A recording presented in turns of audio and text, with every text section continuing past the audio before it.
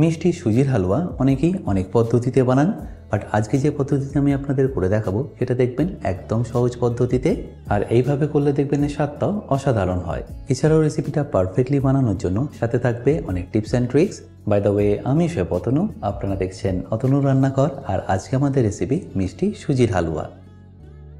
তাহলে সুজির হালুয়াটা বানানোর জন্য আমি এখানে একটা ফ্রাইং প্যান নিয়ে নিয়েছি, আর তার মধ্যে ড্রাই নাটসগুলোকে আমি প্রথমে একটু ভালো করে ভেজে নেব।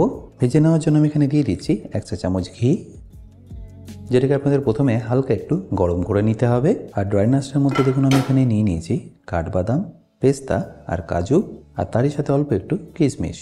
আমি যেগুলো নিয়েছি সেগুলোই যে আপনাদের নিতে হবে সেটা কিন্তু নয়, আপনার এর মধ্যে চাইলে যে কোনো একটা নাটসও ব্যবহার করতে পারেন। এতক্ষণে ঘিটা গরম হয়ে গেছে, তাই এটাকে ডাইরেক্টলি আমি দিয়ে দিচ্ছি ঘিয়ের মধ্যে। এবার স্লো ফ্লেমে এটাকে ভালো করে একবার ভেজে নিন।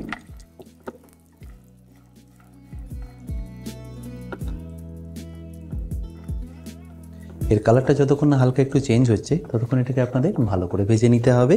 আশা করি নিশ্চয়ই বুঝতে পারছেন কালারটা আস্তে আস্তে চেঞ্জ হওয়া শুরু হয়েছে। ব্যাস এই স্টেজে আমি গ্যাসটাকে বন্ধ করে এটাকে তুলে নিচ্ছি আর রেখে দিচ্ছি একটা বোলের মধ্যে পরে ব্যবহার করার জন্য।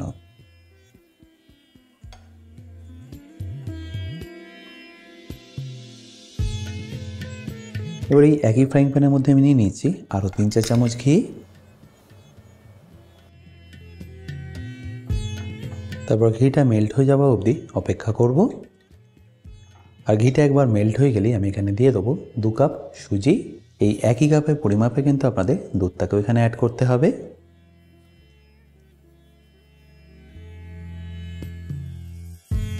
এবার ফ্লেমটাকে লো রেখেই ভালো করে এটাকে আপনাদের ভেজে নিতে হবে। এই সুজিটা আপনারা যত ভালো করে ভাজবেন দেখবেন হালুয়াটাও ততটাই ঝুরঝুরে হবে। তাই একদম স্লো ফ্লেমে এটাকে ভালো করে ভাজতে থাকুন।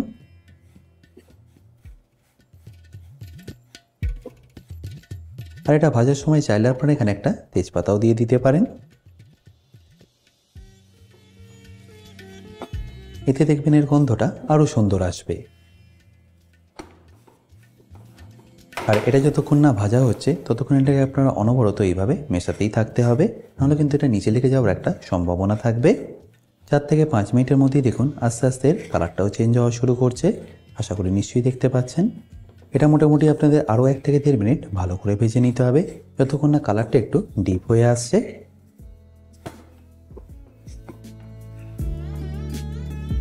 দেখুন 1.5 থেকে 2 মিনিটের মধ্যেই কালারটা কতটা চেঞ্জ হয়ে গেছে। ব্যাস এই স্টেজে আপনাদের গ্যাসটাকে বন্ধ করে এটাকে তুলে নিতে হবে আর রেখে দিতে হবে একটা বোলের মধ্যে।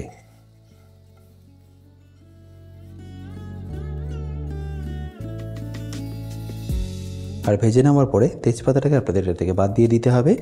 ওটা অবশ্যই একটু ঝেড়ে নেবেন এইভাবে। এবার যে কাপের পরিমাপে সুজি নিয়েছিলাম সেই একই কাপের পরিমাপে আপনাদের নিয়ে নিতে হবে দুধ। টোটাল এখানে আপনাদের 4 কাপ দুধ লাগবে, বাট আপাতত আমি এখানে দিয়ে দেবো 3 কাপ দুধ। কুক করার সময় বাকি 1 কাপ দুধ দিয়ে দেবো। এবার দুধের মধ্যে সুজিটাকে ভালো করে ভিজতে দিন। আর 5 থেকে 7 মিনিট ভিজলেই দেখবেন সুজিটা বেশ অনেকটাই নরম হয়ে যাবে। তার কারণে দেখবেন হালুয়াটা খুব তাড়াতাড়ি আপনারা বানিয়ে নিতে পারবেন।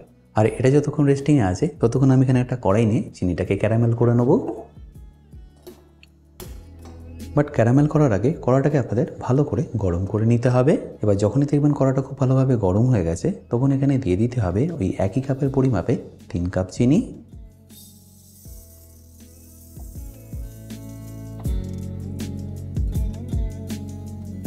দেওয়ার সাথে সাথে দেখুন চিনিটা কিন্তু ক্যারামেল হওয়া শুরু করেছে। এই সময় আপনার এটাকে মেশাতে হবে না, জাস্ট এইভাবে একটু হালকা নাড়িয়ে নিন। তাতেই দেখবেন বাকি চিনিটাও আস্তে আস্তে ক্যারামেল হওয়া শুরু করছে। এবার যখনই দেখবেন একটু বেশি ক্যারামেল হয়ে যাচ্ছে তখন এখানে আপনারা চিনিটাকে ভালোভাবে মিশিয়ে নিন। এই প্রসেসে করলে দেখবেন সব থেকে সহজ পদ্ধতিতেও কম সময় আপনারা ক্যারামেলটাকে বানিয়ে নিতে পারবেন।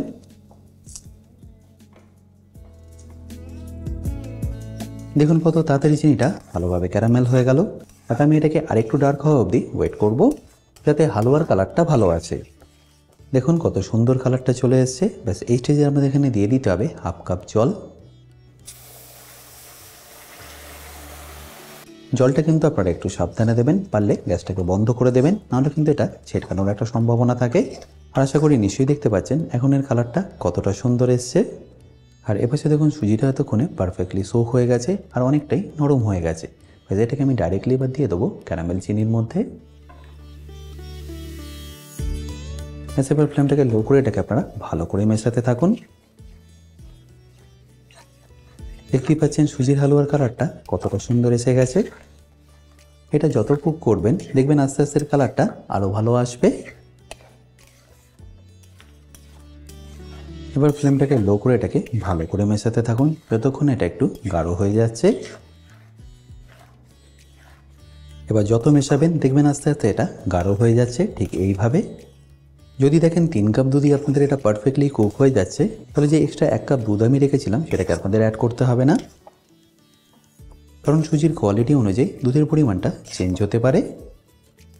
বাট আমি এখানে দুধটা অ্যাড করলাম, যেহেতু সুজিটা এখানে আমার এখনও প্রপারলি কুক হয়নি। আচ্ছা, এখানে বলে রাখি, আপনারা যারা এখনও আমার অতনু রান্নাঘরের অ্যাডভান্স কুকিং কোর্সটা নেননি তারা নিয়ে নিতে পারেন আমার নিজস্ব ওয়েবসাইট www.otonurannakar.com থেকে। এই কোর্সটা মেনলি রেস্টুরেন্ট স্টাইল খাবারের ওপর। রেস্টুরেন্টে কি গ্রেভি বা কি সস বানিয়ে রাখে যার জন্য আপনাদের 10 থেকে 15 মিনিটের মধ্যেই এই খাবারটা পরিবেশন করতে পারে, সেই সব কিছু আমি শিখেছি এই অ্যাডভান্স কুকিং কোর্সে। এই কোর্সের লিঙ্ক আমি যদিও ডিসক্রিপশন বক্সে দিয়ে রেখেছি, তাও বলে রাখি কিন্তু যদি আপনাদের কোনো রকম অসুবিধা হয় আমার সাথে এই হেল্পলাইনে যোগাযোগ করতে পারেন। ঘি যেহেতু আমি প্রথমেই দিয়ে দিয়েছি তাই এখানে আমি আর আলাদা করে ঘি ব্যবহার করলাম না। ফাটাফাটা চাইলে এই স্টেজে কিন্তু অল্প ঘিও ব্যবহার করতে পারেন। আর যখনই দেখবেন এটা পারফেক্টলি কুক হয়ে যাবে এইভাবে কড়ার গা থেকে ছেড়ে দেবে। আচ্ছা, এখানে বলে রাখি, আপনারা যারা অতনু রান্নাঘরে ইউটেন্সিলগুলো কিনে নিতে চাইছেন লিঙ্ক আমি ডেসক্রিপশন বক্সে দিয়ে রেখেছি, অ্যামাজন থেকে সেটা আপনারা ইজিলি কিনে নিতে পারবেন। আচ্ছা, এটা কিন্তু এখন অলমোস্ট রেডি, তাই এখানে আমি দিয়ে দেবো সামান্য একটু এলাচ গুঁড়ো আর তারই সাথে ভেজে রাখা নাটসগুলো। তারপরে এটাকে ফাইনালি একবার ভালো করে মিশিয়ে নিন।